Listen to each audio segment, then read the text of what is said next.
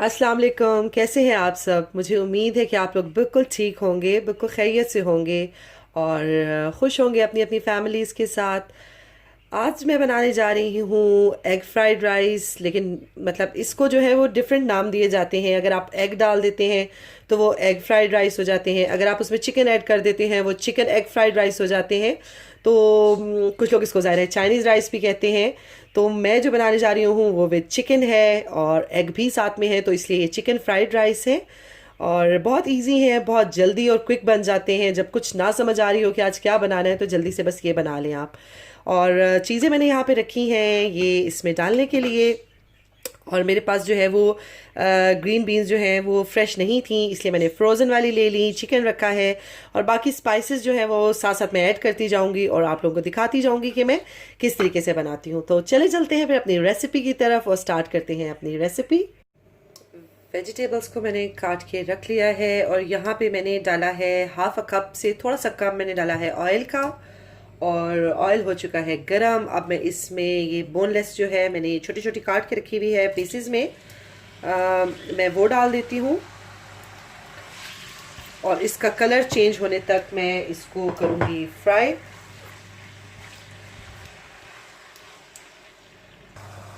साथ ही इसमें मैं डालने जा रही हूँ तकरीबन half tea spoon ginger garlic paste. और अब मैं इसको थोड़ा सा इसके कलर चेंज होने तक पकाती हूँ और फिर आपको दिखाती हूँ। चिकन ने अपना कलर चेंज कर लिया है, लेकिन उसके बीच में जो पानी है वो थोड़ा सा ड्राई हो रहा है। और इस स्टेज पे मैं इसमें डालने लगी हूँ तकरीबन 1 टीस्पून ऑफ सॉल्ट। आप अपनी टेस्ट के अकॉर्डिंगली डाल सकते हैं।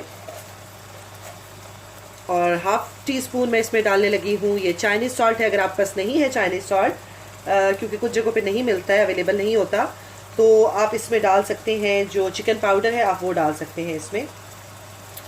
और 1 टीस्पून ही मैं इसमें डालने जा रही हूँ फुल ये काली मिर्च का, जो मैंने फ्रेशली पीस के रखी है। और ये बहुत बारीक नहीं है, क्योंकि अगर ये बहुत बारीक होगी तो उसका कोई फ्लेवर नहीं आएगा। ये मैंने थोड़ी सी, और अब मैं इसको फ्राई करती हूँ जब तक कि चिकन का पानी ड्राई हो जाता है। स्पाइसेस मैंने अभी इसलिए इसमें ऐड किए हैं ताकि इसके जो पीसेस हैं चिकन के उसमें भी फ्लेवर थोड़ा सा आ जाए, अदरवाइज़ फिर वो काफ़ी फीकी लगती है। और साथ ही इसको बस मैं ज़्यादा नहीं भूनूंगी क्योंकि ये सख्त हो जाएगी। ये मैंने रखी हुई हैं सारी वेजिटेबल्स काट के, जो कि बहुत ही प्यारी और कलरफुल सी लग रही हैं। अब मैं ये ऐड करूँगी इसमें। मैंने ये रखी है, गाजर ली है, ये काटी है, ग्रीन जो होती है शिमला मिर्च वो ली है, रेड शिमला मिर्च ली है, बंद गोभी ली है और ये ग्रीन बीन्स ली हैं। और मैंने इस शेप में इनको काट लिया है। और अगर शेप इसकी अच्छी कटी हुई हो तो ये बहुत खूबसूरत लगता है देखने में भी और खाने में भी।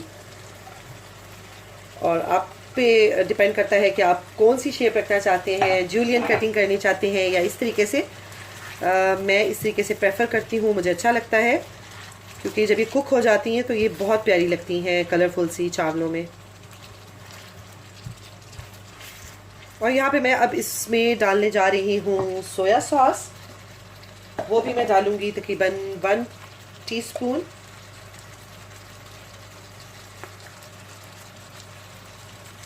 और साथ में इसमें डालने जा रही हूँ विनेगर, वो भी मैंने 1 टीस्पून लिया है।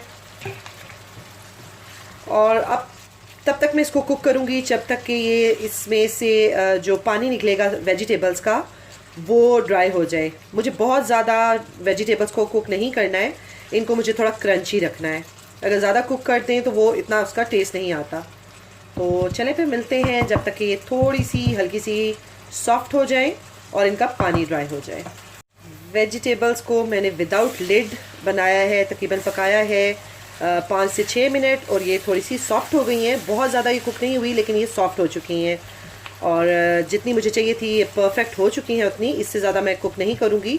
और मैंने लिड भी इसको नहीं दिया था, मैंने फ्लेम को ज़्यादा करके और इस पे मैंने कुक किया था। और यहाँ मैं डालने जा रही हूँ हाफ टी स्पून सफ़ेद मिर्च का, वाइट पेपर का। अच्छे से मिक्स कर देते हैं, वाइट पेपर का भी बहुत अच्छा टेस्ट आता है। और यही स्पाइसेस जो मैं पहले डाले हैं ये मैं दोबारा से रिपीट करूँगी जब मैं इसमें चावल डालूँगी। और अब मैं इसमें डालने जा रही हूँ ये 2 एग्स है मेरे पास। इसमें मैंने हल्का सा पिंच ऑफ जो है ना वो येलो फूड कलर ऐड कर दिया था, उससे बहुत अच्छा सा कलर इसका आता है और ये चावलों में बहुत अच्छे लगते हैं। अंडा शामिल करने के बाद इसको फ़ौरन से हिलाना नहीं है बिल्कुल, बल्कि इसको थोड़ा सा हल्का सा स्क्रैम्बल होने देना है।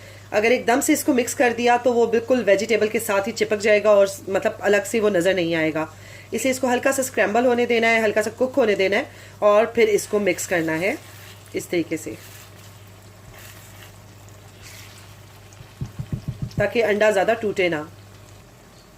चलें जी, अंडा मैंने मिक्स कर दिया है, बहुत ज़्यादा नहीं, बहुत हल्के हाथ से मैंने मिक्स किया है ताकि ये थोड़ा सा इस शक्ल का लगे। और अब जो है वो मैंने 2 कप ऑफ राइस लिए थे, वो मैंने सोक करके रख लिए थे, उनको बॉईल किया मैंने 90%। और अब वो करती हूँ मैं इसमें ऐड और आपको दिखाती हूँ। चावल जो है वो बेहतर ये है कि जब भी आप बिरयानी बनाएं या आप ये चाइनीज़ राइस बनाएं तो चावल आप कुछ देर पहले अगर बॉईल करके रख लें तो वो ज़्यादा अच्छा है, क्योंकि एक तो चावल टूटते नहीं हैं और वो बहुत अच्छे से मिक्स भी हो जाते हैं। तो मैं जब भी बिरयानी बनाती हूँ और चाइनीज़ राइस बनाती हूँ तो मैं चावलों को पहले ठंडा होने देती हूँ। अब मैंने इसमें डाली फिर थोड़ी सी काली मिर्च, और वही प्रोसेस जो है मैं थोड़ा सा दोबारा से रिपीट करने वाली हूँ। थोड़ी सी मैंने पिंच ऑफ डाल दी है ये सफ़ेद मिर्च, थोड़ा सा मैंने डाल दिया है इसमें चाइनीज़ सॉल्ट, और उसके बाद मैं डालूँगी इसमें ये थोड़ी सी सोया सॉस।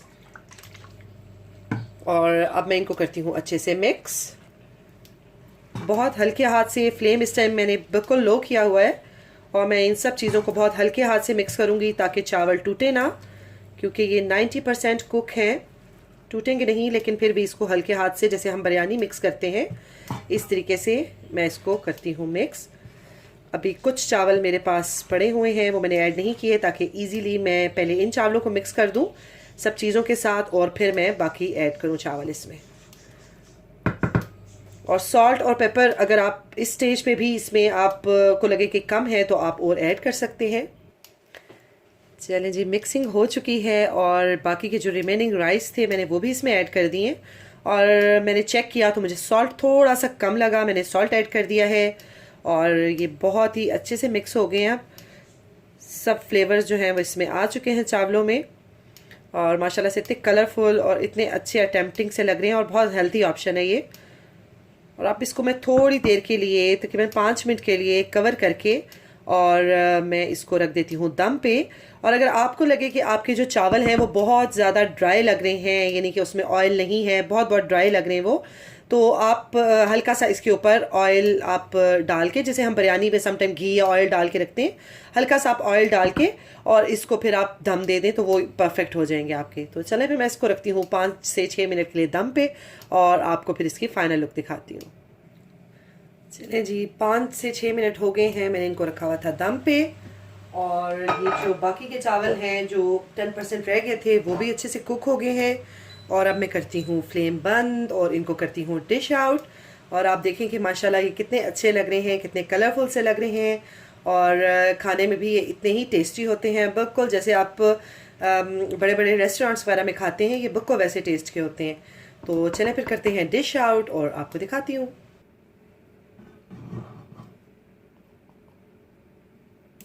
ये है, बहुत इजी वे में बनते हैं ये, बस अगर वेजिटेबल कटी हो तो फिर तो इसको विद इन नो टाइम ये बन जाते हैं।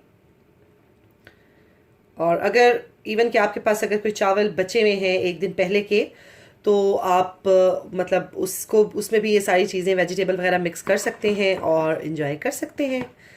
तो रेडी हो गए हैं हमारे Chinese rice, egg fried rice, chicken fried rice. तो आप लोग भी ज़रूर बनाएं, इनको ट्राई करें और मुझे ज़रूर बताइएगा कि आपके कैसे बने हैं।